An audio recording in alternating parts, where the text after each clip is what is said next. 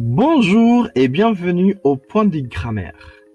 Je suis votre professeur Jean-Arly Vielma. C'est parti!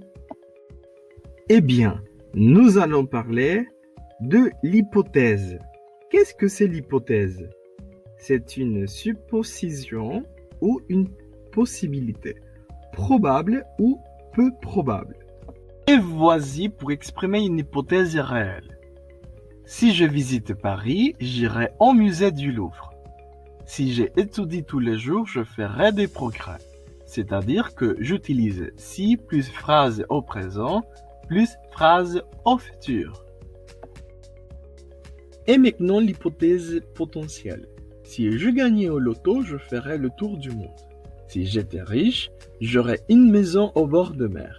Et les structures pour exprimer l'hypothèse potentielle, c'est si, phrase à l'imparfait, plus phrase au conditionnel.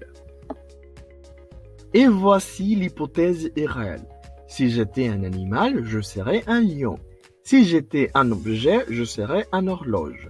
Les structures pour exprimer l'hypothèse réelle, c'est si plus phrase à l'imparfait, plus phrase au conditionnel.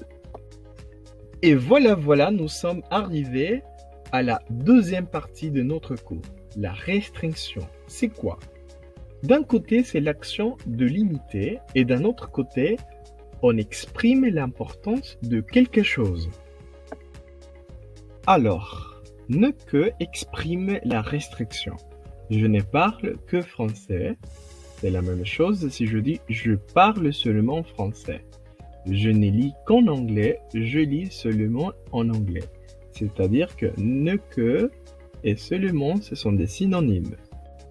Et pour finir, nous pouvons voir que tout seul, sur des affiches de publicité, et on exprime aussi la restriction.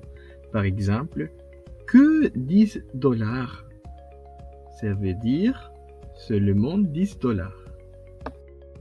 Merci et à bientôt, c'est fini notre cours.